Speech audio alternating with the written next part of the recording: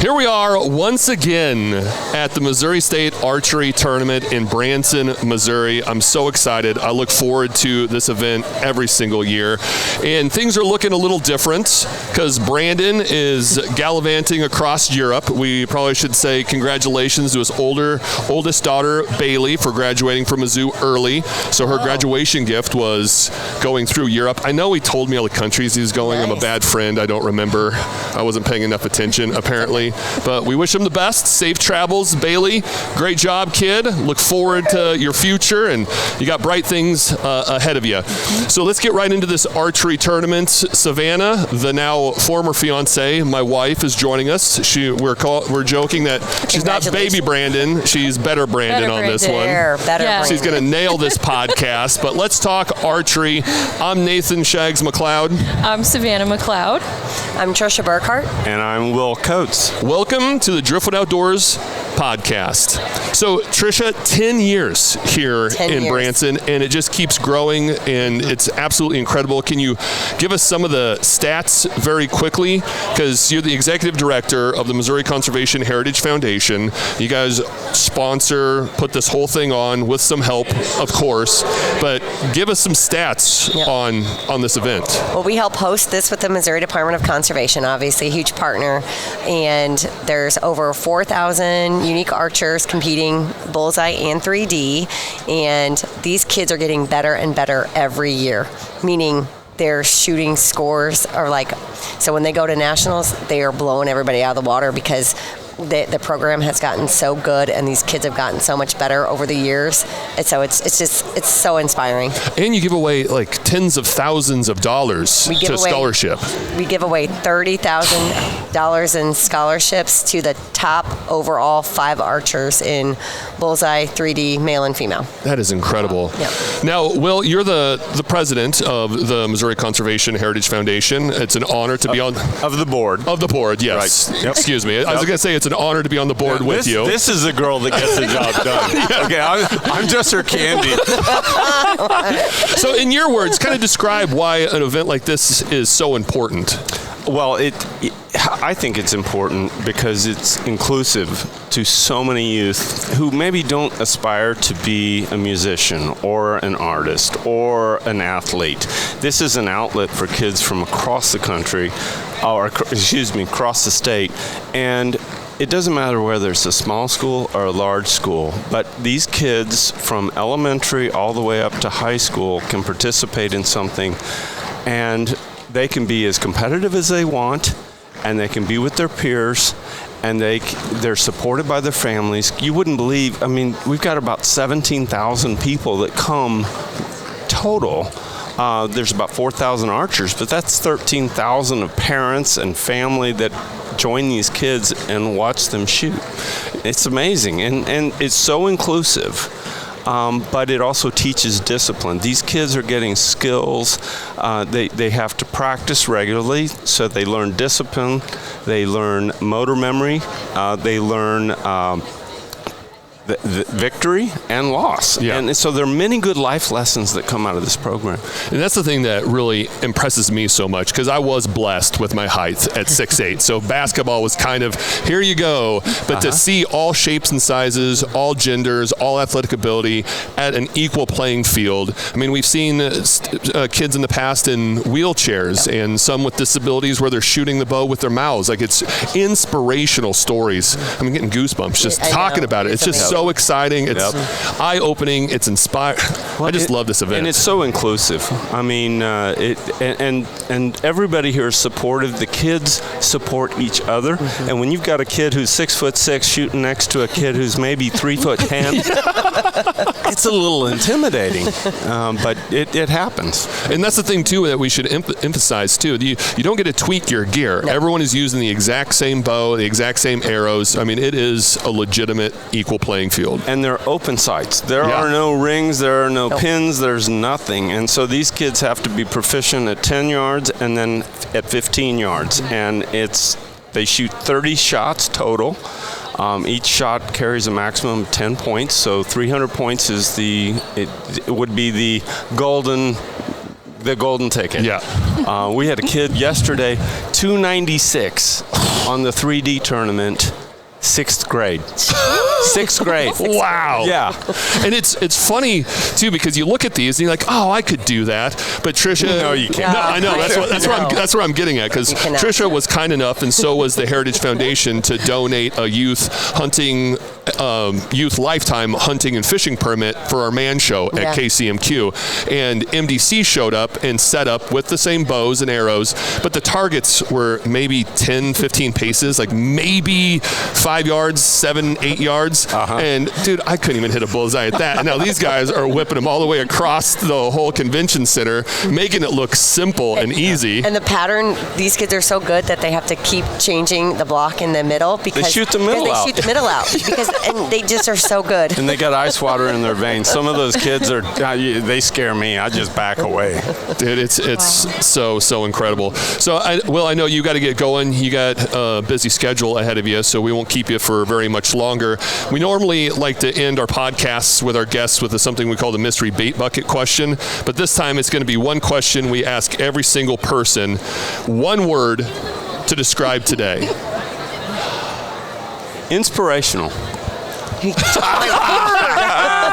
That's how I went first.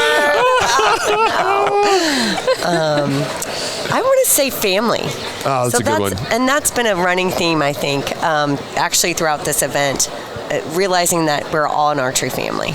And good point. The sponsors, the vendors, the parents, the coaches who spend so much time with these kids, it's just everybody that's in this, and they can see and feel the vibes. Family. Yeah. Well, and the nice thing also, this is a segue to teaching these kids about conservation, which is near and dear to our foundation. Oh, yeah. The purpose we exist, and to provide an avenue or a pathway from archery, shooting paper targets, into all matters outdoors. Lifelong sport. It's a lifetime sport. And I know I say it every single year and I sound like a broken record, but just looking around, like none of these kids are staring at their phone.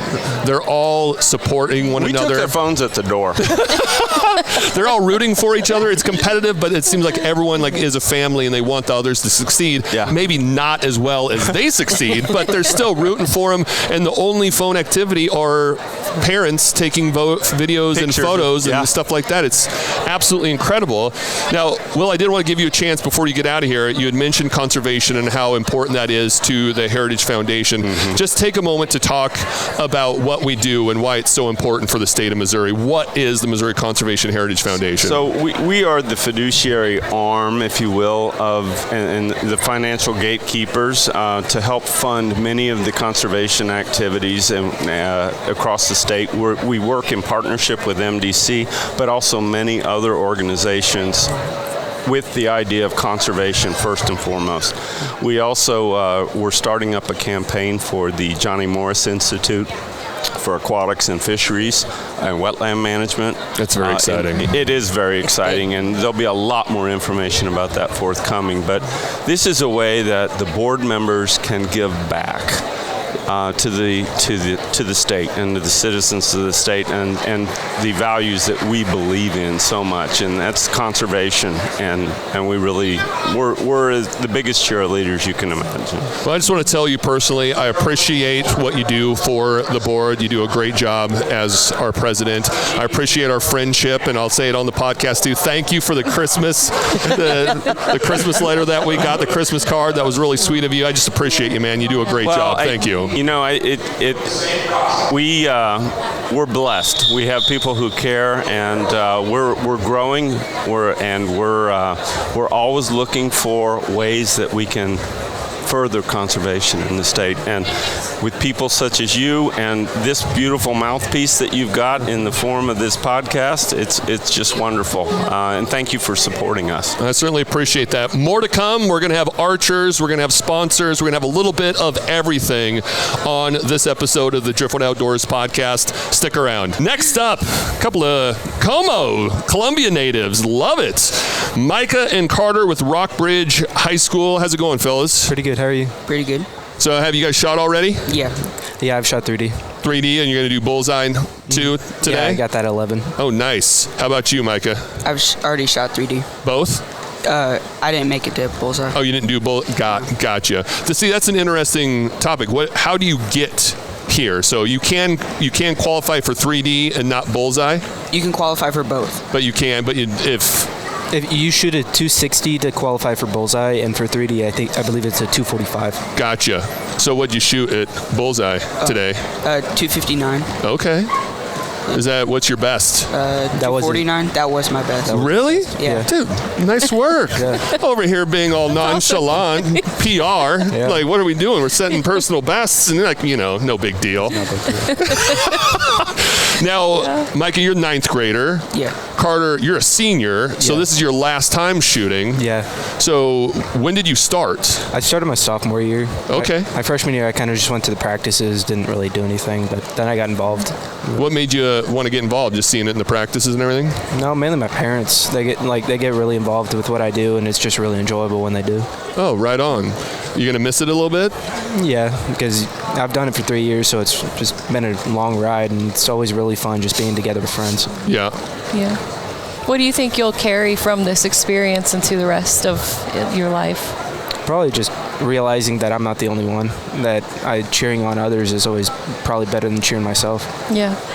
So I'm kind of curious because I played college hoops. Super superstitious. Like when it comes to sports, I got all sorts of weird superstitions. I got certain things had to be a certain way before games. Do you guys have any wacky superstitions before you shoot? Any breathing techniques? Any pep talks? Any like colorful socks you got to wear? Anything like that? No, but right before I shoot, I take a deep breath. Okay. Yeah, right before I shoot, I usually pair with my dad, but I mainly I get on the line and I always just measure my feet and then measure my shoulders and then just go through each step throughout my body. I imagine it being, I'm going to make an analogy back to basketball because that's what I'm familiar with, like shooting free throws. Like it was I did the same thing every single time before I shot the free throw. I'm assuming that's what you guys do too before you let the arrow go or even put it in the bow. Yeah, basically. Yeah. It's really similar. You got another question? What would you say to someone who is thinking about trying this, maybe isn't sure? What advice would you give them? Do it. You can get better at it. I started at a 150, and that was when I was in 7th grade. And right now I'm shooting 240s. Nice. Wow. Yeah. Just a little practice and discipline. That's got to be nice too to see getting better. My sophomore year, I used to shoot a 112, 118, and now I'm in the 270s, so it's pretty good. And it's just just thinking that it's not something that is, I guess, nerdy or dorky. It's something that just having fun, just being around others that you enjoy spending time with, and it's just realizing that you're not the only one. Dude, I can't imagine anyone thinking this is nerdy or dorky. This is badass. No. Yeah, I know. This is super cool. It's confusing. Yeah. So, Carter, you said that you already shot 3D but not bullseye? Yes. What'd you shoot 3D? I shot a 261. Okay. Was that... It was not a personal best. No. Is that normal or was it... It's around the range I usually shoot. Gotcha. What do you normally shoot for bullseye? 260, 270. Okay. When you shoot then? I shoot that at 11. At 11? Oh, dude, that's right around the corner for you then. Yeah. We won't keep you very long. Yeah. Perhaps this will be the new superstition that you have to do. You have to do an interview before every time you shoot. No. I think I did that the last time I made a PR at Nationals. There you go. Heck yeah. Yeah, that's cool. Now, are you guys involved in the outdoors too? Yeah. Usually, yeah. We do a lot of volunteering, and we used to do Clean Up Columbia a lot. Oh, cool. Oh, cool. I volunteer a lot. Yeah, where do you volunteer? The food bank a lot, and I forgot what it's called, but it's with the church, and they give a lot of food to people that need it. Yeah. Okay, yeah. Man, Oh, that's cool. your parents must be proud, man. They're raising a couple of good kids. Yeah. For sure. Yeah, Thank you. You guys should be proud of yourselves. Thank you. So what is it that keeps you guys coming back? Well, now, Carter, I know this is your last year, but what was it that motivated you guys to stick with it? My dad always saying that we have to do something. We can't just spend our time moping around. We have to be involved in something. Doesn't matter what season. Mm-hmm. Is that Dad right there? Yeah, it's dad right there. Thumbs up, Dad. Yeah. Oh, he coaches the middle school and high school team. Well done, Cool. brother. He got really involved last year. That's awesome. We couldn't find a place to practice, so he got involved into it and then gave us like all we needed to have success. I didn't even ask. Yeah. Are you guys brothers? Yeah, we're brothers. Oh, I didn't know. I just thought you were teammates. Does sister shoot too? Yeah? Nice. She gave me just the nonchalant nod, like, of course I do. Are you kidding me? Yeah, you all are very chill. So we're asking everyone, we're not going to keep you any longer, Carter, because I know you got to go shoot and get yourself ready to shoot a 300, no pressure. Oh, yeah. But we're asking everyone to use one word to describe what this event is. What one word to describe today? Focus. Focus. That's a good one. That's well a really done, good Micah. one. Yeah. I kind of say superstitious, like you said. Okay. Like you have your own superstitions about what you need to do, and just thinking about that is kind of just bringing the element to it. Well done, guys. Yeah. Definitely appreciate you sitting down with us. And I know your dad had mentioned that you listen to my morning radio show too out of Columbia every morning, and on purpose, which I really appreciate. Thank you very much. And I'll be sure to give you guys a shout out Monday morning then for sure. Micah, Carter, Rockbridge High School. Well done, guys. Appreciate you very much. Good luck. Appreciate you. Good luck. And joining us now is Chris Massman of the Missouri Electric Co-op.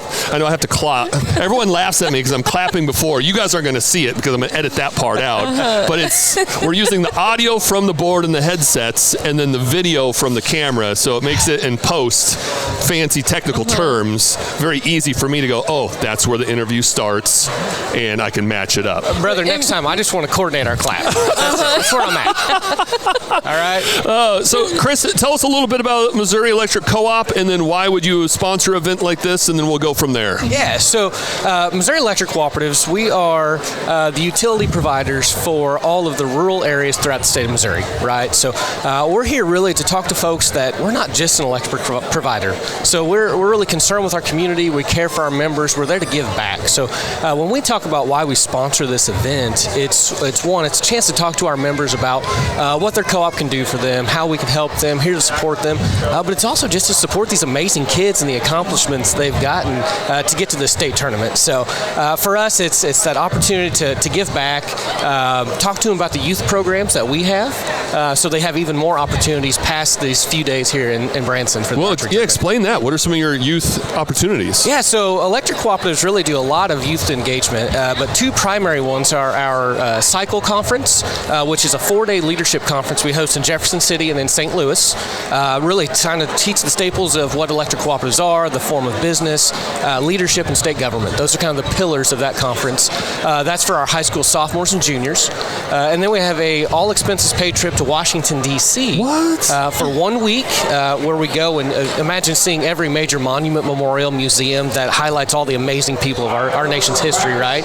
But then they get to meet up with over 2,000 students from the other 46 states that participate in the Youth Tour program. So again, both of these opportunities are completely expense-free, paid for by their local electric cooperative. Man, that's so impressive. Very impressive. Yeah. I was unaware of that completely. That's awesome. Yeah, me too.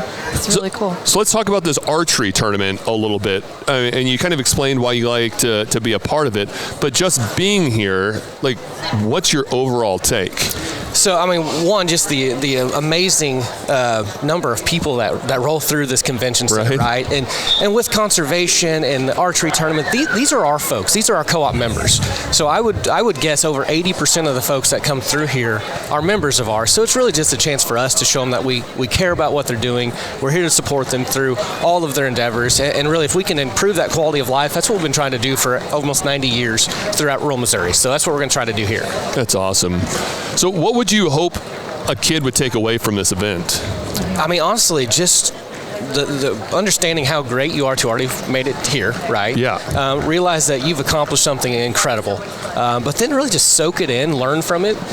We have a lot of students come up and talk to us at our booth, so just that experience of getting out and talking to people is really helping them with future endeavors they're going to have. So the biggest takeaway is just soak in the moment, because you've earned the right to be here, and it's amazing that you're going to do some great things in life. Yeah, that's a good point, that it does kind of push you out of your comfort zone a little bit. I mean, it's definitely, you're staying focused, you're on the line, you're shooting those bows, you're shooting those arrows, but then walking around and just interacting. I saw like state techs here. Like there's a lot of different opportunities for people too to go up and talk and like better their future completely. Absolutely. And at our booth, we're teasing some people a little bit. We're having some fun with it. So they're getting that experience too. So it's amazing. Just every year, we've been here for almost 8-9 years now, and it's amazing the just improvement in leadership that we see in these students that come through. It's incredible. Yeah, and if you've been coming this long, you've seen this thing just keep growing and growing and growing. Yes, absolutely. Now, I think almost 4,000 archers this year, which is incredible, right? I mean, I wish I had half the talent that some of these students do, right?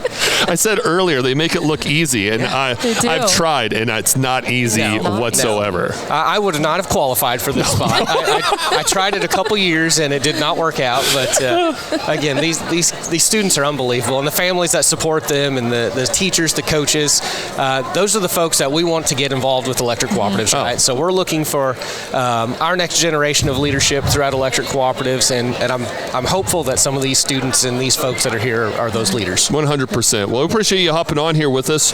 We're wrapping up each guest with the same question. Generally, with this podcast, we end it with the one guest with what we call the mystery bait bucket question, which is a random question submitted by listeners. Sure. But this one, we had it picked out already because I thought it was appropriate for today. One word to describe today. One word. Just bullseye, right? Bullseye. Hit the mark. We're at bullseye here, right? That's awesome. Like I'm surprised you're the first one to say that, but that nails it. That's perfect. Perfect. That's awesome. Chris, thanks again for jumping on here with us, man. We appreciate it.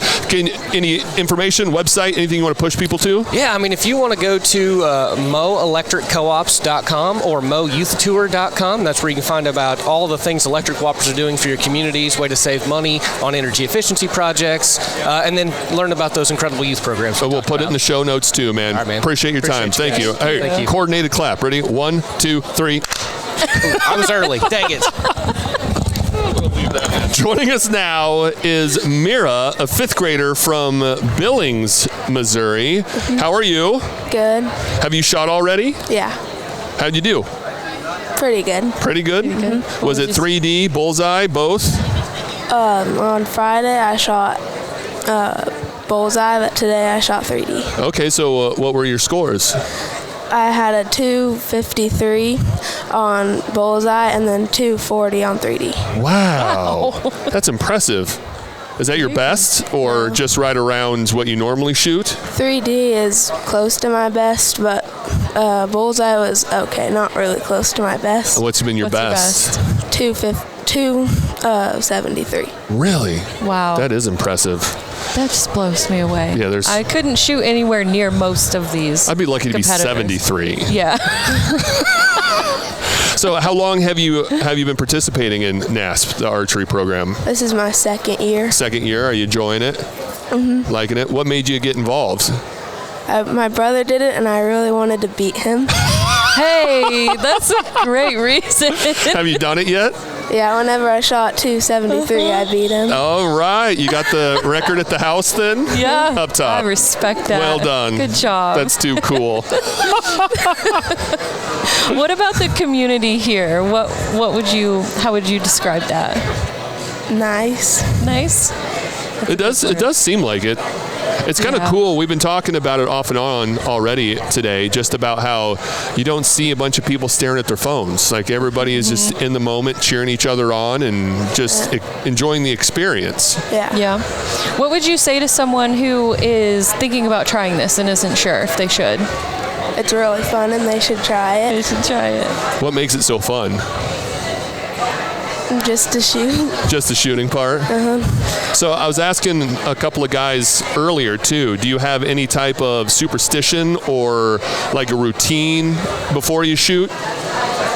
Not really, just to clear my mind and think what I'm doing. Is that what you do? You do any kind of breathing exercises or anything, or you just step up to the line and take a moment just to try to go blank? 2 deep breaths and then try to just think. Right on. Yeah. I'm kind of curious, like, when you release that arrow, can you tell before it hits the target it's a good shot? Yeah. You can? Yeah. That's awesome. How can you tell? Just by the way it shoots. Just a feeling, right? The feeling. I always keep, because I was a basketball player, so I keep making basketball analogies, but there was some times when that ball left your hand, you just knew what was going in. Like there was just, you just knew it. Yeah. That's too cool. Yeah. So for you, I know this tournament wasn't the best you've ever shot, but what does success mean for you Just during try this? my best. Just doing your best? Yeah. Will you come back next year? Yeah. Yeah. It's a great attitude to have. What's a long-term goal that you have? To shoot a 300. Nice. You're focused. Yeah. I like it. You know your brother's never going to do that. So has this translated at all to any type of outdoor activity or anything like that? Do you bow hunt, or No, not really. do you like getting outdoors? What do you like to do outside? Softball and stuff. Oh, you're a softball player too? What position do you play? Pitcher and third. Oh, nice. Those are two very important positions. Those are hard. So Billings is right around the Springfield area. Do you spend any time at the lake or Taneycomo or anything like that? Yeah. Do any fishing or just more tubing and We do tubing, fishing, skiing. heck That's yeah. fun. Can you get up on skis? Yeah. What? Is there anything you can't do? Right. That was going to be my next question. Oh, that's too cool. Oh, man. So what do you hope like your fellow archers take away from this tournament? Just to try their best, and then they're happy about it. Yeah. Do you think this program or archery in general has changed you at all from before you were doing it to now? Not really. No, you don't think it's given you any type of focus or anything like that? A little bit of focus. A little more focus, a little more determination maybe? A little more motivation to beat your brother at other things? Yeah. What do you want to do after you're finished with school? Everything. Everything. Heck yeah. A firefighter mainly. Really? That's great. My Yeah. dad's a firefighter, so I want to be one. Oh, that's sweet. Awesome. That is Yeah. super cool. Yeah, you should do that. That's cool. Well, do you have any words for your fellow shooters out there? Because it seems like everyone's kind of rooting each other on. Just try their best and be happy about it. There you go. Don't dwell on necessarily your score. Just enjoy the experience. That's good advice. So we've been wrapping up all our interviews asking the guests one question, and that is, what's one word to describe today, this event? Exciting. It is, isn't it? Yeah. I just enjoy interviewing you and then hearing the thumps. Like you can hear the arrows hitting the targets behind us. It gets me all excited too. It's awesome. Well, you want to give anybody any shout outs or anything like that may be watching at home when this comes out on Tuesday? No. Mira from Billings, Missouri, thank you so much for jumping on here with us. You're welcome. Joining us now is Tanner and Tripp Arnold, Missouri. 9th grader, freshman, and a senior. Are you guys just friends, brothers? Just friends. Teammates? Yeah. Teammates, acquaintances. Gotcha. Cool. Well, earlier I was talking to two dudes, and then come to find out at the end that they were brothers. It's like I probably should have asked that at the beginning. So that's why I was trying to get that one out early. So have you guys already shot today? Yeah. Are you guys doing both 3D and bullseye, or just? We did bullseye yesterday, 3D today. Same for you, Tripp? Same for me. So what'd you guys shoot? Yesterday I got a 287, which is my new personal best. Wow. Oh boy! Good job. Thank you. And is that in bullseye or 3D? Yeah, bullseye. 3D I shot at 242, which I don't shoot 3D at all, so it's all right. Gotcha. That's still a pretty good score for not doing it. Yeah. What about you, Tripp? Yesterday at bullseye, I shot my year's lowest, 273. And today at 3D, I shot a 278. Is that like normally what you shoot 3D? Yeah. Right around the norm? It's a little low. Usually I shoot 280s, high 280s. Gotcha. So what do you think that causes that? Is it just kind of the pressure of it being the state tournament, or? I was face to face with someone and we kept bumping each other. Oh. I didn't even think about that. Yeah. Lefty and a righty? Yeah. Are you the lethal lefty or just the righty? Gotcha. I was righty on the left side. Yeah.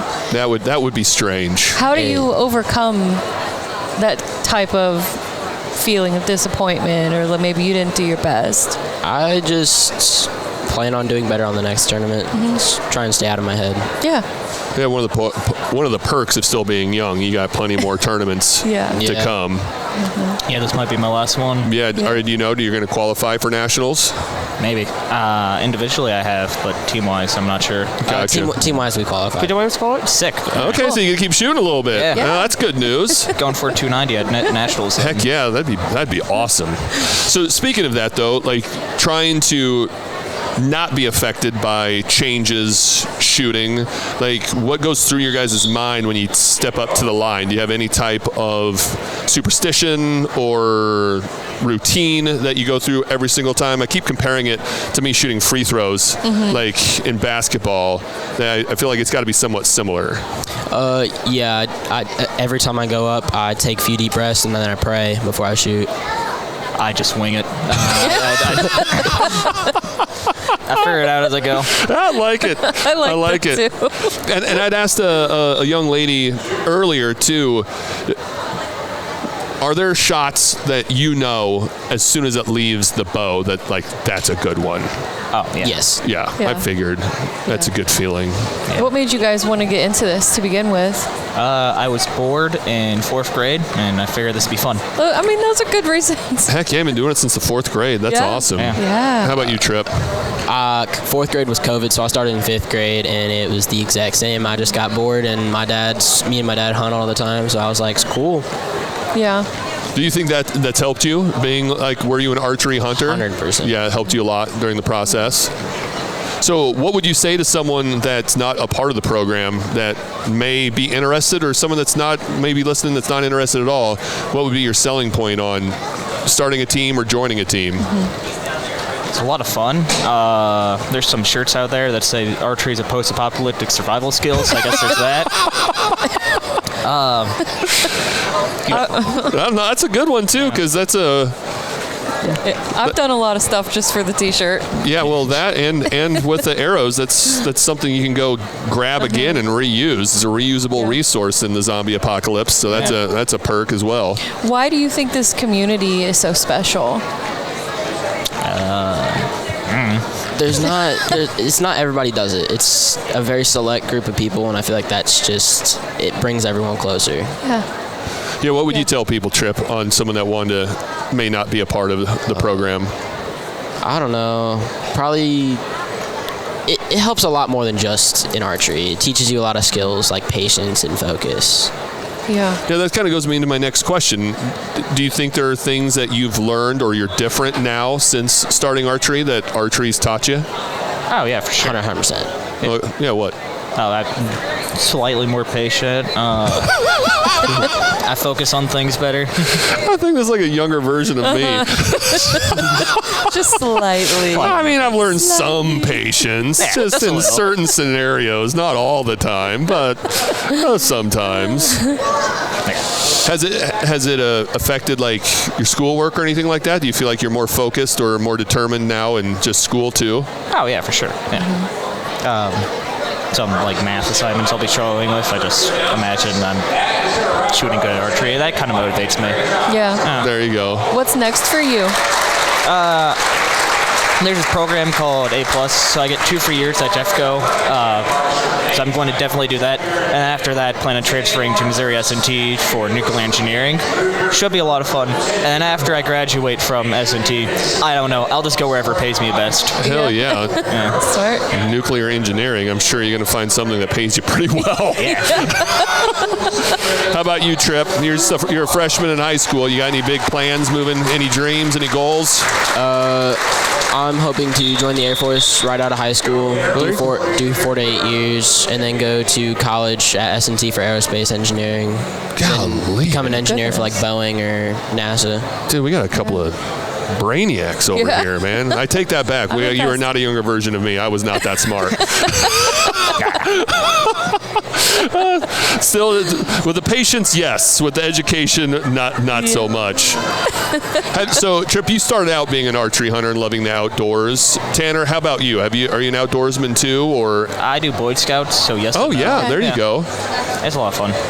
Are you close to being an Eagle Scout? Oh, I already am one. Oh, okay. I got it with 3 days left to spare before I turned 18. No kidding. Cutting it close. Yeah, you were. Then again, you may be a younger version of me. We're back and forth. We're back. Cutting it close all the time. That's too funny. So, what does success mean for you guys during these tournaments? Shooting high. I don't know. Being a key component of the team. As long as I have a score that'll bring our team score up, I feel like it's a win. There you go. Of course, I'll be disappointed individually because archery is both a team and individual sport, but I more so just want the team to do good. Gotcha. Yeah, we haven't really talked about that much on this podcast on how unique that actually is, that it's an individual sport, but with a team aspect in it. So explain that a little bit. So I'm just assuming they just count all your guys' scores, and then that's the team score, or how does that work? No, it's 12 people from a team. 4 of them have to be dudes, 4 of them have to be women, and then the other 4 are just whoever shoots best. And so generally it's just 12 of the best archers on the team that get scored in there. Gotcha. Okay. Do you have to choose them beforehand, or is it just the best 12? It can be swapped out at any point in the tournament. Yeah. Gotcha. On who does what. Okay. Right on. Yeah. That's cool. Well, we've been wrapping up all these podcasts with the same question, and I'm kind of curious what you guys are going to answer here. One word to describe today. One word to describe this event. Do you got one? A lot. It's a lot. There's a lot going on, that's for sure. There's a lot going on. A lot of people.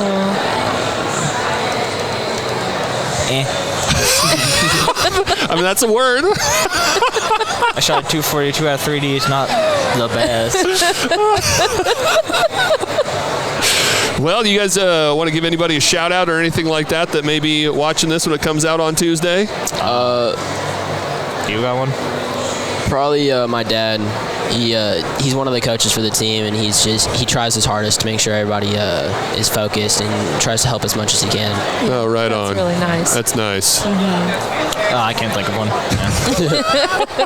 All right, guys. Tanner and Tripp with Arnold, Missouri. Appreciate you guys taking the time, man. Thank you very much, and good luck in the future. Yeah. I'm sure you'll be my boss at some time. I'm your mate. I think you'll be retired by then. Yeah. All right, we're ending on that. Joining us now is Ashley Vitti and Francisco Delgado with Explore Branson. Appreciate you guys volunteering at this event. Yeah. No problem. It's awesome. So, yeah, let's talk Branson, because I originally grew up in the Pacific Northwest in my home state of Oregon. And when I moved to Columbia, Missouri, everyone kept asking me, have you been to Branson? You got to go to Branson. Have you been to Branson? I'm going to be honest with you. I was like, I'm not a Branson guy, because I just thought of the stereotypes of what Branson is. It's like, I'm not a show guy. I'm not into the singing and dancing. I'm okay. I'm a bit of an outdoorsman. Yeah. But then I got introduced to Lily's Landing and Lake Taneycomo, and then I was like, you know what? Yeah. I'm a Branson guy. I love coming down here because it's not just shows and museums and things like that. There's so many cool opportunities if you love the outdoors, if you love to fish, if you love to hunt. There's just so much cool stuff down here. Yeah, very true. Yeah, that's probably one of our biggest draws, I'd say, is our 3 lakes in the area. So we have Lake Taneycomo right out front of the convention center here. We have Table Rock Lake, which is massive, has more coastline than the state of California. It's huge. Yeah. And then we also have Bull Shoals Lake. So all kinds of different fishing experiences on all 3 of those lakes, and it's absolutely beautiful, as you guys have seen.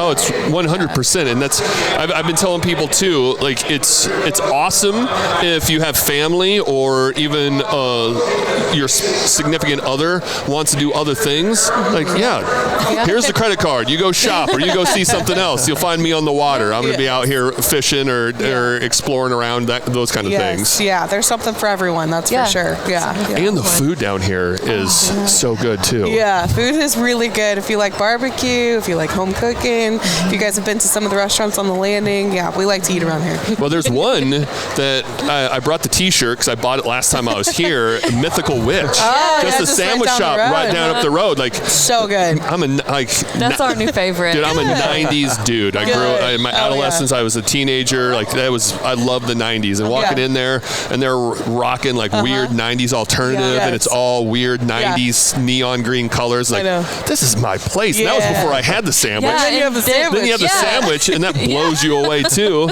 So I was like, you know what? I'm buying a shirt. I'm going to rock the shirt. And yeah, dude, we look forward to coming down here every single year. Good. Yeah. So let's talk about the archery tournament, and then we'll get back to talking about how much we love Branson. So what is it about this event that makes it so special? Yeah. Well, so in the sports perspective, they draw so many like family members. Like I was telling some of the all the volunteers and some of the Explore Branson members, it's like, oh my gosh, some of the softball tournaments, baseball tournament, like maybe parents, a few siblings, but we have grandparents, we have uncles, we have like third cousins like coming in and watch like some of the athletes. I'm like, wow, so this sport particularly, there's like so many family members that come to these, and some of these kids are like amazing. Like they all like get to like that bullseye, and they're so passionate about it. And attitude wise, like some of these kids are like, many of them are like super chill, like very gentle, and I'm just really glad that like they get to do this and they build a passion. Maybe they don't like some of the regular more popular sports, but they still like purpose. They still something for them to do, and many of them just grew up liking hunt even more.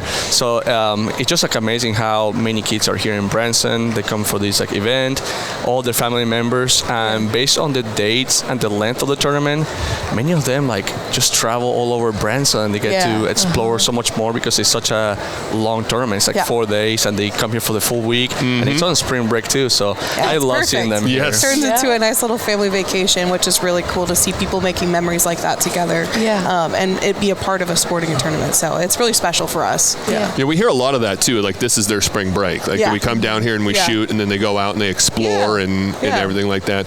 Now, do you know the numbers off the top of your head, like how much money this event brings in to the city? Yeah. So in the average, it's like about like 9 million of economic impact.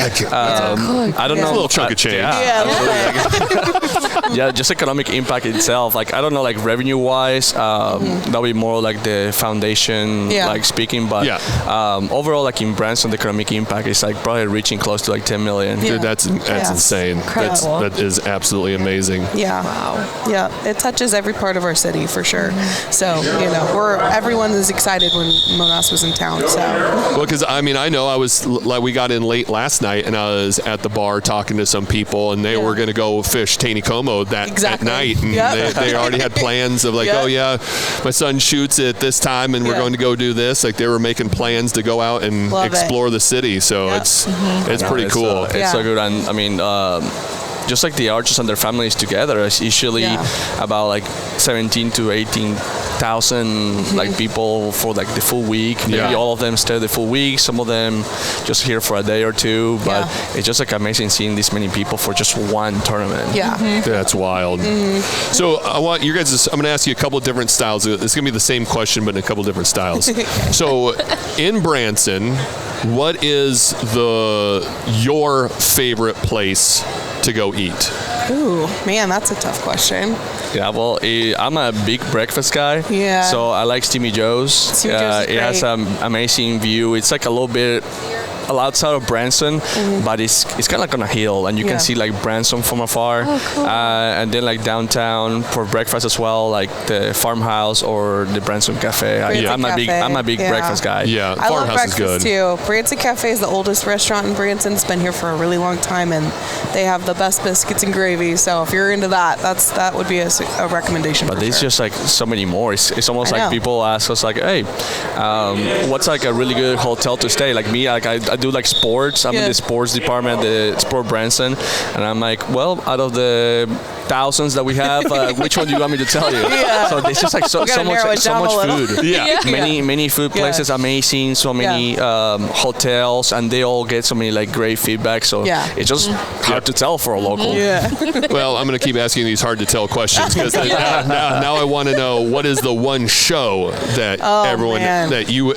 Because a lot of people go like, what do you suggest? But I don't want a suggestion. I want to know, you're going to one show. What's the one you would go pick to watch? Yeah. Oh man, there's several. I'm going to give you a few. Okay. I'll give you a few. I'll allow it. I think if you haven't seen a production at Sight and Sound, you should do that. They're kind of a different style of show, and it's a panoramic stage that kind of surrounds you, and it has live animals. So that's cool. It's very cool and really high production quality there. I think if you're looking for something really high energy and fun and entertaining, the Haygoods are always a hit. They do some really cool like pyro stuff and drones and all kinds of really cool stuff. And then we have like legends that they bring so many legends, like some impersonators. From Michael Jackson to the Blue Brothers to Elvis and just so many more. Like I had like Lindsey Wilson or Lainey Wilson. Lenny Wilson. I'm like, wow, okay. So like there's just like so many more. It's like just like you'll think of like the very like the more famous. But there's also so many more that they do, and I'm like, okay, this is really cool. And some of these impersonators are like really great singers. They look so alike. Like even like the build, like it's not just the face. Like the whole build is like so alike. And I'm like, okay, I need to just make sure that this is not the real person. Like, otherwise, it's just so there's a lot. Crazy. There's a lot of really great entertainment. Yeah, and the one that I really enjoyed, and I didn't think I was going to, was Shepherd of the Hills. I was about to say being outside and kind of the history of it. The history piece. It was. I was like, okay, because again, I talked about how I'm not a big show guy, but then you go. And it's then you're outside that was too. awesome. So it's a neat experience. Then I left going, well, maybe I am a show guy. I know. See, we're just changing your mind all the way around. Oh man! And then a couple of my good friends that were from Columbia, they came down to see David, and then they were just ranting and raving about how fantastic David was. It is as fantastic. well. We've both seen it, and absolutely. and Nathan, one other one too is that we don't probably talk enough of how amazing they are. Is the Dolly Parton Stampede. Oh yes, I was going to mention that. They have, their food is amazing, and so many horses. Oh yeah, like they have a full schedule of like so many awesome That's stuff. That's probably another, I would say, recommend place to eat. Oh yes, we go there for the food too. They're mostly a show, but you have like an amazing food experience. Just like so amazing experience in every category. You know, we brought my family in, and it was my nephew Cooper was really small at the time. I think he was like 4 or 5. Yeah, he was. And he was sitting there, and he was just so caught up with everything that was going on. He had his turkey, like his turkey leg, and it was like next to his mouth, but he wasn't taking a bite. And we were all giggling to see how long it would take him because his mouth's open, like he's ready to take a bite. He was mesmerized. He was just like, you get distracted. You get so distracted there. It's like, I have food on my table. Okay. Oh, okay. It's a lot going on. Yeah, it is. I love it. All right, so many more too. So now this is going to be a fun one too. So what is an attraction, not a show, but what's the one attraction that you like to go to? What's your personal favorite? I mean, I think when we're talking about like the big ones, like the biggest driver in our area, Silver City, we love working with them. They have amazing festivals all throughout the year too, so you can go multiple times a year and it's different every time. Obviously the roller coasters are pretty awesome. I would also say Fritz's Adventure is super cool and it's really unique. There's one here and there's one in Texas, but it's an indoor like climbing. It's like a ropes course. Oh, okay. It's more indoor. Anything climbing. So that's pretty cool. There. Yeah. And then we have interesting museums. We have Titanic, we have Ripley's, we have Adventure Seekers. So we have a bunch of different immersive experiences too. The one that really surprised us, I think it was last year, we went to the Butterfly Palace. Yeah, so cool. And that was, I want to live there. I know, it's so sweet in there and nice. Yeah, and again, me being this dude, like I got a butterfly. I don't want to go to the butterfly. And then you sit down and you watch the video about the monarchs and their life cycle and how insane that is, and being an outdoorsman, a conservationist, of like, well, that's a great place. How do they know that butterfly's born and he just knows that this is my stretch? Like, they know it from being born that this is my life site. This is where I have to go to get the whole. And it's like programmed in. It's crazy. And they're expanding the building too. So like I think so like from afar you're like, oh, like a big White House almost. But now their entire front is gonna be like a huge glass wall with a like huge butterfly from like one side to the other. So they have a huge picture at the front. So like if you have some time, just go check out like what their planning is. So it's gonna be a huge building. That's awesome. I was not expecting to see reptiles in there either. That was a fun surprise. They have like a nice little reptile section. You're like, oh, cool. I want to show it all. They want to show it all. And the other one that really blew me away, maybe this will be the last question then. On your guys' main drag, that main strip, where's your one stop? Because you have you have a bunch of different options. I mean, maybe even it's just lots of big visuals. Maybe it's just a coaster that was down there. Coaster's cool. That was a fun story too. We tried it, and I still kick myself. This was years ago, and my dad and me came out. But we went down the coaster on the strip, and she scared herself by going too fast. But it was right. No brakes. You were just all the way. It was right where the camera was, so it took a picture of her, just like looked like in pure panic, chaos. And we get back up to look at all of them, and people are literally laughing at the face that she has on there. You're just terrified. Yes, I did. I wasn't expecting it to go so fast. It's pretty quick. I saw the curve, and I was like, I think I made a mistake. This is it for me. You do it again, though, right? Oh, no, it was so much fun. But my dad came out at me being very frugal and cheap, and I was like, how much for that photo? And it was like $25 or something like that. I should have bought it. We think about it. I would have carried it around with me because it was just so comical, the look she had on her face. I was genuinely scared. It's pretty quick. Fearful. That's a fun one, though. So with that being said, you got that main drag, the main strip. Where's the one place? It could be mini golf, it could be anything, but for you and your family, if you're going to go down there, where's the one thing you're going to do? It's a good question. So many things in there. I think the thing that comes to mind first is probably the aquarium. That's what I was going to say. With the large octopus aquarius, and then they have a fountain show out front, so it's just a really cool experience, especially if it's like at night, and the lights and the fountains and the octopus behind there. That's probably where I would go. It's pretty cool. Yeah, I mean, almost all the attractions and shows that we have told you, they're like on that same strip as well, but I'll say like at the very end, we have on one side the very cool mini golf places, and in the other side we have the Ferris wheel and the tracks. Yes. So if you like go-karts and like bumper carts, all of that is in one main area. Those carts go really fast. That's fun too. That's a fast one. And they have like a spiral area that you go like all the way up, and so like that car racing and all these things, and at the very end with the Ferris wheel that looks really cool in the during the day. During the night looks even amazing, like all the lights. 100%. And they have an Andes coaster like right next to it. So like right next to each other. So you have it all in that one area. Which is so funny because we started this interview, me telling you the story how I wasn't a Branson guy. Apparently you are. I know, that's what I'm saying. But we're going to end it with me talking about how much I am. Because, again, you talking about that go-kart with the big spiral that goes way up and then goes hammering like straight down. That my niece was out here visiting, and of course we took her down here, and she was just like little itty-bitty. And me being such a big dude in that car, like it took me a lot to go up those. And she'd go flying past me, and it would make me so mad. And then I'd come recklessly flying down that hill to try to catch her again. Oh, it's fun. But I'm with you, Ashley, on the aquarium because when they built that, I was like, what are you doing? Because you got Wonders of Wildlife. Like you have like the #1 aquarium in the country 30 minutes away. Different experience. I was like, there's no way, like what are you doing? And then we went through it and I was like, this is so cool. Great job, Branson. I apologize to one of the fish in there. Like, I'm sorry I questioned you guys. You guys are cool. Whoever built this. It's so awesome. Even the fun little video at the beginning that you started off with, it's such a fun, interactive experience. It is. It really is. I left there kind of giggling, going, why would you, of course, like, why would you question? It's Branson. Everything's a home run. Like, what are you doing? We love it. That's too funny. Well, thank you so much for not only reminiscing about how much I love the city now after I talked about how I wasn't a Branson man for many years moving out here. I clearly am 100% a Branson man now.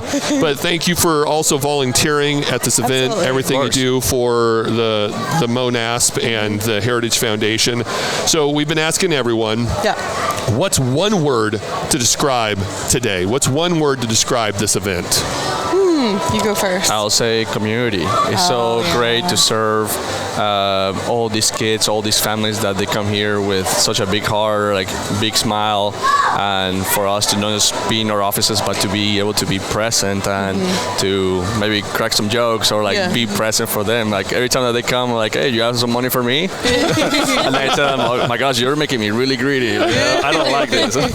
So just being able to be very community driven for events like this. That's awesome. Yeah, and I think I would probably say memories, just because I love watching and seeing everyone like making these family memories, and I know that they've been doing that, having it 10 years now, that they've been coming year after year, and I think that's really special for us. So. That's awesome. That is awesome. All right, Ashley, Francisco, thank you much for sitting down with us, and keep up the good work. We love Branson. Absolutely. We come down here a couple times every single year, and it's fantastic. Quickly, do you want to give anybody a shout out that might be watching or anything like that? I don't have anyone to shout out. We just appreciate the opportunity. Yeah, I'll say like shout out to every Branson business, all the partners, all the partners, like anybody watching or listening to this, like it's just amazing to get your support, your contribution. We love how Branson and all these businesses stepping up more to help with tourism, not just the locals, but with tourism, and get together, support each other. So shout out to them. And explorebranson.com. Explorebranson.com. We'll put it in the show notes as well. Thanks, guys. Thank you. Welcome. Our next guest is Levi Henry with Morel Targets. Thanks for joining us, man. Oh, no problem. We're happy to be here. To be here. So talk a little bit about Morel Targets. Like, where are you guys out of? Like, what's the business? So we are a target manufacturer out of Alma, Arkansas. Same owner. 40 years this year, so that's a pretty good place to be. Work. I love the place. I enjoy it. I love the family there. But we got, so it's kind of a small family type, you know what I mean? So it's an awesome place. Yep. So do they use your guys' targets here then? They are using some of our targets here today. Yes, they do, and we do a lot for the NASP program, and we have a bunch of different targets that they can use, whether that be practice level or at the school level to teach and stuff. So, and they are using a center punch here today. That is what some of the targets they are using. Okay, so do you guys just do the bullseye, or do you do 3D as well? What type of targets do you guys make? We do have a 3D target right now that's a transformer buck. It's a little bit different. It takes that high roller foam and you pull it off, and you can take that out to the woods with you and shoot, and then put the foam center back on, and it's a full 3D. So that is an option that we do have. And then we do have a lot of different bullseye targets, anything from a small personal target to big range targets for like your parks and recs and different stuff that you may see, or ranges. And so indoor ranges, we have a target for everything out there. Oh, right on, man. So why do you think an event like this, or you guys are really into the NASP program down there in Arkansas as well, like why is this so important to have archery in the schools? Well, to keep that growing, you know what I mean, to keep the outdoor industry going as it is, especially the archery industry, and is important for all of us. Anybody that's in the that enjoy it or that work in that industry, it's just good to have these kids introduced. It's harder these days for a lot of these kids to get introduced to these things, I believe. You know what I mean? So something like this puts these bows in these kids' hands and gives them another pathway of opportunity to be out and outdoors and to grow in a different way that they may not have, so or introduce them in a way that they may not have to the outdoors and to the conservation aspect of all of it, and to hopefully keep these wild places that we got and these activities that we all cherish, you know what I mean, to keep that growing. And that's what our ultimate goal is, so. How long have you been working with Morel? I've been there for 20 years. Really? Yes, wow. yep. Yep. So I started out making the targets, and then I was as a line supervisor all the way to assistant plant manager, and then I've recently done sales and different stuff. So that's what I'm at now. Nice. Just kind of worked your way up. Yeah. Right. Dude, that's awesome, man. Yeah, I enjoyed it. That's got to be a good feeling too, to know that you started kind of at the bottom and now you've working. I don't like to say the bottom, but entry level, and then worked your way up. Well, it's really allowed for me to be able to know a lot about the product of what I sell and understand it in a way that I can help other people understand it that need information. So you've seen it at every level. Exactly. Dude, that's awesome. Yeah. Do you got a question? I'm putting you on the spot. I think I'm curious because I hear like people talk about like the emotional aspect of this event, and I'm just curious how being involved with this has maybe changed you as a person. And that's a good question, because you see things that that are actually really emotionally that draw you. And so a couple years ago, I was introduced to a girl that was out of a Kentucky State shoot they were doing, and this was a nonverbal girl, and she had just kind of been nonverbal most of her life, and then they introduced her into this, and some of her first words were go shoot, you know what I mean? And so this girl, and she's kind of aged out of this actual, but she still comes to the shoots and she still watches and stuff, and to see that impact on something like that, it's like, with me being with I have 3 boys, it was really impactful. You understand that some of these kids may not be your football player or your star athlete in that aspect of it, but it gives them an avenue to achieve something and be good at something, because really archery can be for anybody. There's not an age, and there's not a sex, there's not a, you know what I mean? It's for any and all people, and I've seen any and all people excel at it, anywhere from kids in wheelchairs shooting to young kids shooting high scores. They'll come by and they'll be like, I only got a 250. You know what I mean? They'll be in 5th grade. And I'm like, I don't know. I could shoot a 250 with that Genesis bow. I don't know how good y'all realize you're doing. You know what I mean? So it's really impactful, especially if you have kids. You see that this is a big deal. And I've said it a couple of times. I mean, I say it every year when we're down here. Just too, that me being blessed with my height and athletic ability, it was like, all right, it's going to be basketball.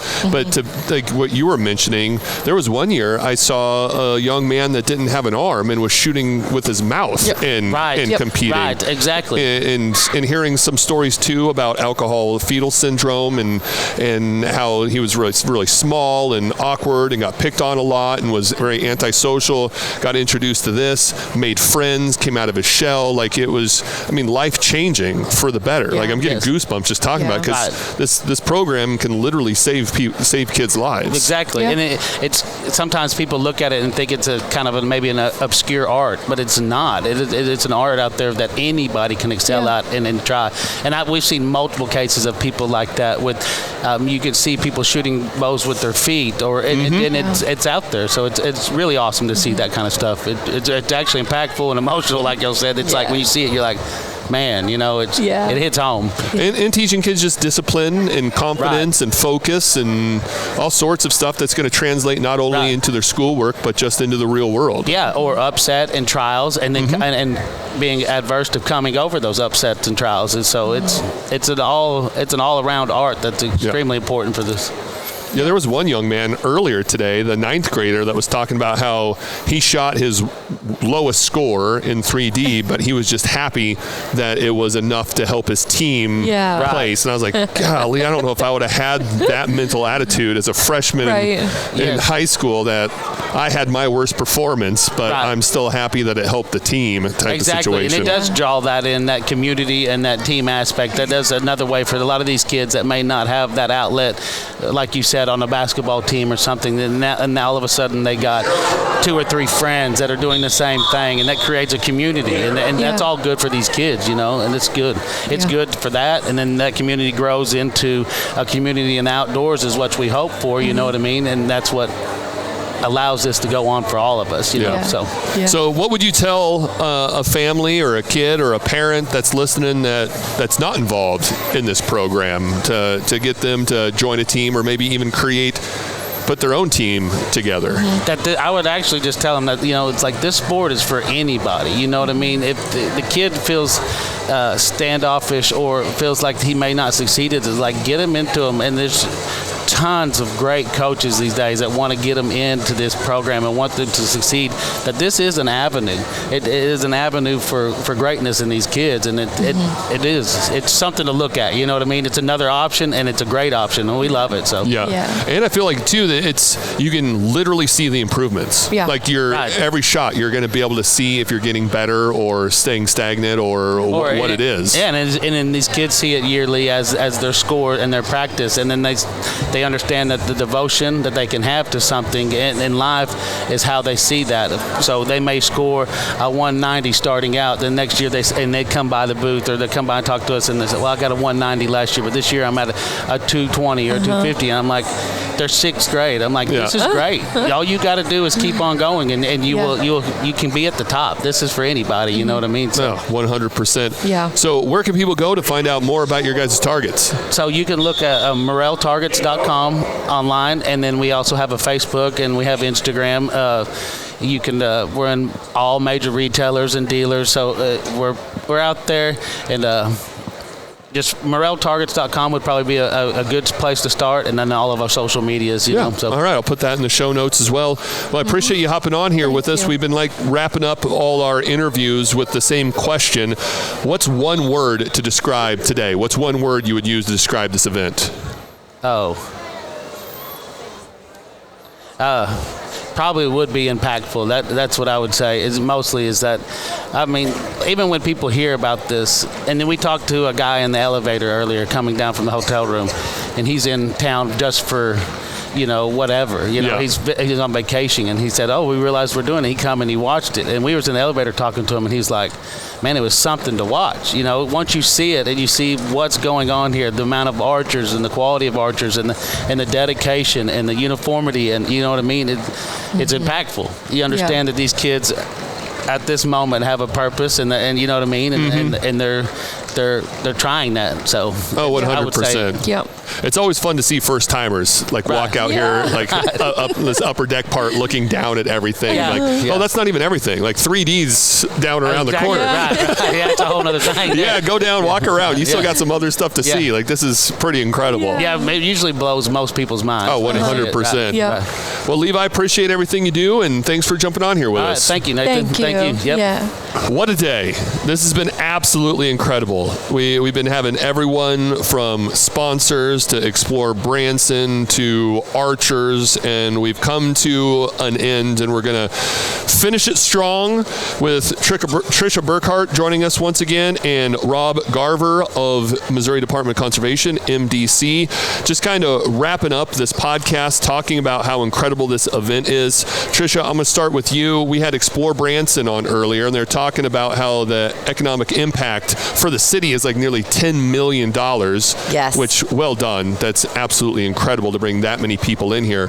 Do you know, roughly the number of people that come down here for the event? Not necessarily the shooters. We're just talking about family, friends, everyone that comes down to this event over these 4 days. It will be over 17,000 people that walk through these doors over the 3.5 days that we have this competition. That is wild. It's wild. And that includes the families, the vendors, the workers, everybody. So think of that. That's a huge amount of people. 100%. Now, Rob, how many programs do we have in the state?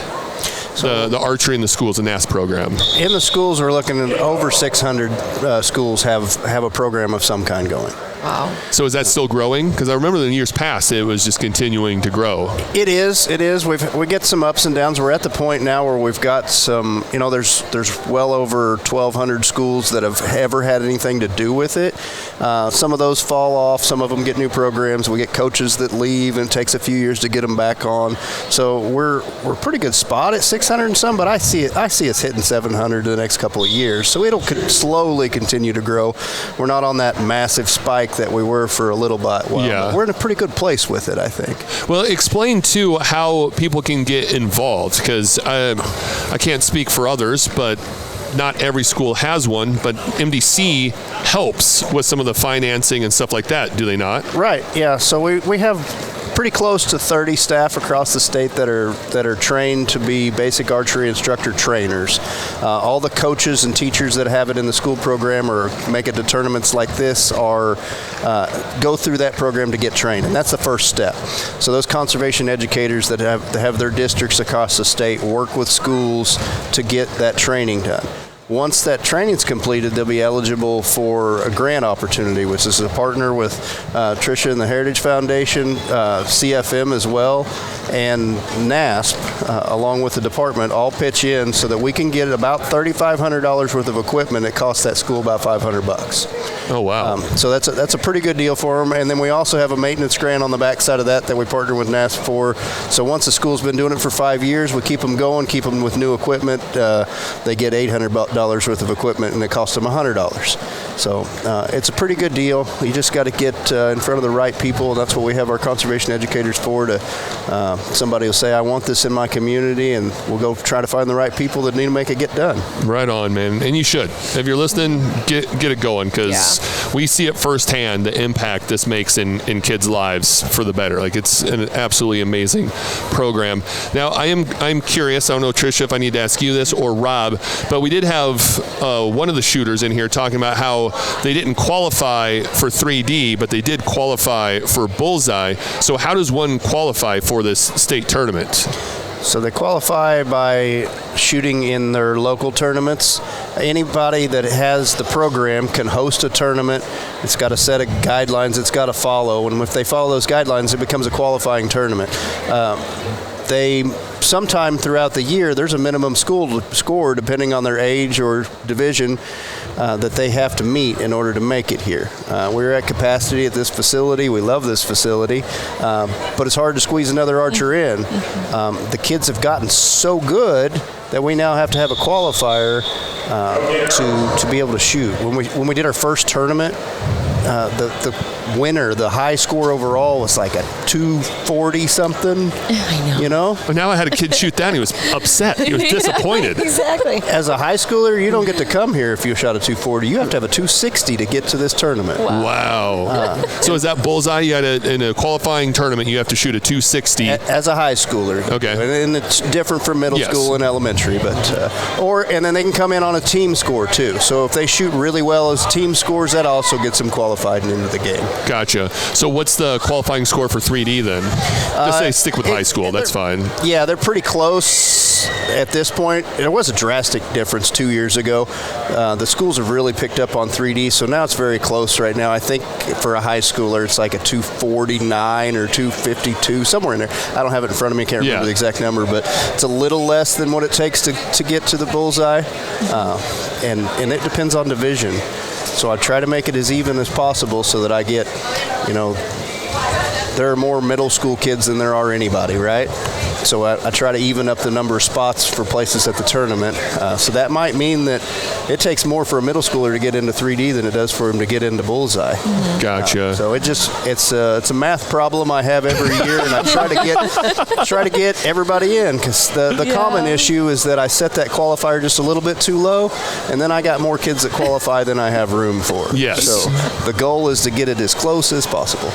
So is there a score then to go from here to nationals that you have to qualify for? So to go to nationals, you have to be here. Yes. So if you make it to this tournament, and the top 10 individuals from every division qualify to go to nationals. So it's not necessarily an overall score. It's just the top 10 shooters at this tournament will get to go to nationals. For team scores, and I can't tell you what it is, but team scores, if a team scores a certain amount, they get into nationals no matter what. Okay, gotcha. But they have to get it here. Yeah. Individuals, it's the top 10 go. Yep. And is there anything past nationals? Is there worlds? There is. They call it championship now. It was worlds. The name's changed a little bit. And the one thing I want to say is that Missouri dominates all of those. There's an Eastern Nationals and a Western Nationals, and because we're kind of in the middle, we get to choose. The schools get to choose which they go to. Oh. We're on the podium at both of them. And then at Worlds, our kid that's going to shoot here in, I think, the next flight, he won World last year. Wow. That's wild. Yeah, that's crazy. So, we are winning. That's awesome. Well, because Tricia, you can speak to this too. Like this is the second largest state archery tournament in the country, right? Just behind Kentucky. Who created the NASP program, right? Correct. Mm-hmm. Yeah. That's awesome. It's, and again, we love having it here because we can engage so many different people. The families have places to go. They can enjoy a mini vacation while they come down here. Yeah. Oh, 100%. And, yeah, it's just, and again, growing it to this size has been, I think, not what we expected, but it's been fantastic. Well, last year I remember they were talking about expanding, some expansion. Well, they were talking about it. That They were takes just many years. Still talking about I think it. they're still in negotiation of expanding the convention center 100%. So, Gotcha. Yep. I was kind of curious. That's down the road, I think. Well, yeah, because we were talking earlier with Explore Branson and how much they appreciate it being here, and like I would too if we were bringing in $10 million to my city in like 5 days. Right.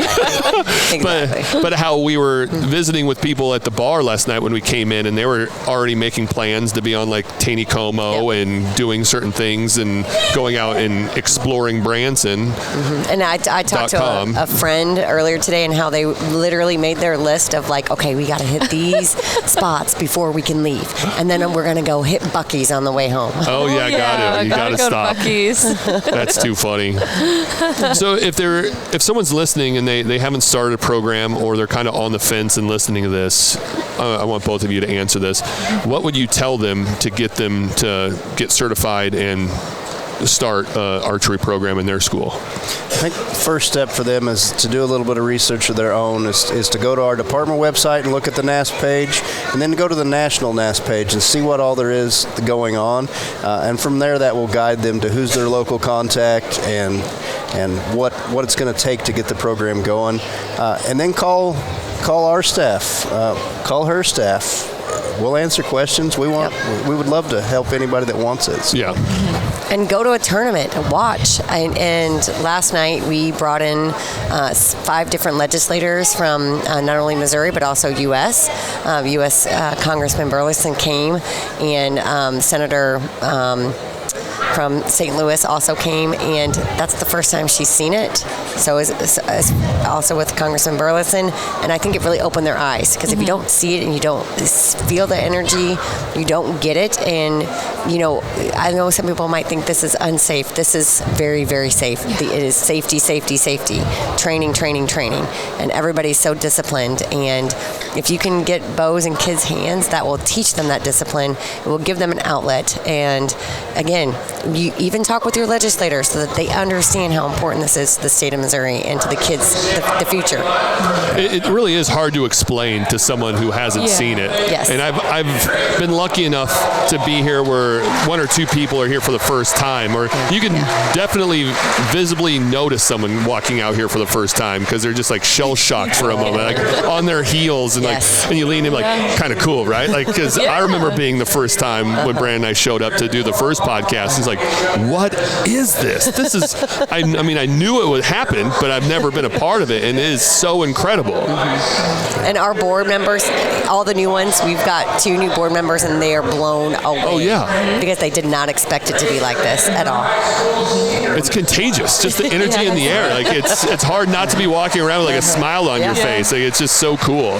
What I explain NASP to folks too is something that's important to remember here. This tournament, all this fun and this excitement to see, this is not what NASP is in itself. It's so much more. NASP it's National Archery in the schools. These kids all have to have it in their school day curriculum in order to be eligible to participate in this. That reaches, for me specifically in Missouri, that reaches 84,000 kids. 8,000 kids shooting tournaments. 84,000 kids are impacted by something that's a lifelong sport that gets them outdoors. For the agency, that we create users, hopefully in the future, permit buyers. It's nothing but greatness, and it's because it's in that school curriculum. God, that's a good point, because you do get here and you get so caught up, like I'm guilty of it. You just assume there's the archers, and no, these are just the qualified that qualified for this tournament, that there are tens of thousands of more that are still practicing every day and being a part of something bigger than themselves. And what's great is that it's a lifelong sport, and you don't have to be a hunter. You can just be a target shooter. Yeah. You can get out in the woods. You can go through there's There's trails around. That's what's so amazing about it, is that you can make it your own and however you want to do it, and continue to do it the rest of your life. Put the cell phone down. Oh, man. And they are here, which we talk about. Keep bringing it up. Just looking over my shoulder. Only phones are out, are people taking pictures or videos. Like, you don't see kids playing video games or social media or anything like that. They're all just enjoying being in the moment, like even out in the hallway and stuff like that. It's incredible. So we're kind of coming toward the tail end here, but Tricia, I know you probably have a story of an archer that stands out, because we talk so much about you don't need a bunch of athletic ability. We've talked about the shooters in the past that have had disabilities, like shooting from their mouths and stuff like that. What is a story for you that really sticks out on someone that may not have been successful at anything else, but this archery program was something that works for them? Yes, so I have a great example. I was able to talk to the mother of a archer who was I can't remember exactly what disease he had, but he was very weak. Could barely walk, could barely, you know what I mean? And he was afflicted with this his whole entire life. And but he really loved to watch hunting. He really loved the outdoors, and he was exposed to archery. And a coach was like, "We can help you shoot a bow, even though you can barely pull it back, even though you can barely stand." And this kid ended up winning his a letter in high school because of our best advancement of he probably shot like an 80 or whatever. Most improved. Most improved, thank you. And he felt like he finally could belong to a team. He felt like he could belong, and again, he didn't shoot very well, but he again did so well and kept practicing, and it was just so very awe-inspiring that someone who has this practically terminal disease can still succeed in archery. It was very amazing. It really is. The one that sticks out for me was I think it was last year, seeing that kid shooting from his mouth. Yeah. Just like, wow, that's awesome. They have adaptations for everything. That's so cool. Well, do we have any final thoughts? Any last plugs for the event or anything you guys want to mention? Appreciate you having us back again this year. Yeah, it's fantastic. We love having you. We love telling the story. I always like to plug the partnership. We can make this happen in a small gym somewhere, but we would not be where we're at right now without the Heritage Foundation's partnership to grow it, without CFM as well and their funding for the grants and their funding for the grants as well. It takes an army of people that care to make something like this work. All right. Well, I've already asked this question for Tricia, so I won't put her on the spot again. But Rob, you get to answer it now. The final question of this podcast: one word to describe today. One word to describe this event. I'm gonna go with relaxed. Oh. Okay. Whoa. It's Saturday. We're here. The kids that are behind me shooting right now are shooting 270, 280s, and 290s. They don't miss the target. They don't need help. They run this better than my staff that are down there running it right now. We're going to sit back and let Tricia tell us how we're going to do the awards. Go have a burger somewhere. Oh, that's awesome. It gets easier every year because the people love it and make it happen, and we just keep getting better at it. So. We become a well-oiled machine. Heck yeah. Definitely. A family, right? Yes, we are there we go. 100%. That's one word that got described. That's the word I used. Yep. Is family. There we go. All right, Savannah, I'm putting you on the spot. One word to describe it.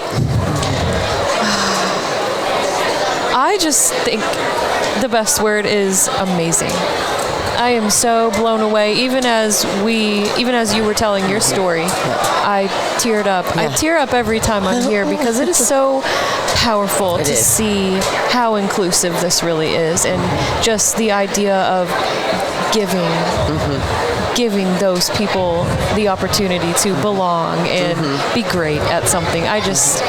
I just think that's amazing. It is. I do. It's very powerful. It is. Yeah. And I would just even say, like, just intoxicating. Yeah. Just being here. I don't shoot archery, but just being here is so much fun. I just like being a part of it and supporting strangers, kids. Just like, hey, shoot, yay! How'd you shoot? Like, even in the elevator going up and down, you see a kid with a case, and be like, what'd you shoot? Like, curious. Like, what'd you do? PR? Yeah, high five. Like, I don't know you. Like, but that's so much fun. That great, dude. You're down here making memories, and I'm just so happy about the whole process. It's super cool. Well, and I like to say this event is extremely exhausting, but it's also exhilarating, and it gives you almost a renewed sense of purpose. And okay, I can get through this. It's very tiring, but again, energizing. It keeps you going. 100%. Well, again, thanks a lot for having us, guys. The gear review is this event. It's fantastic. Safe travels back to the U.S. Brandon, we miss you. We'll see you down the trail.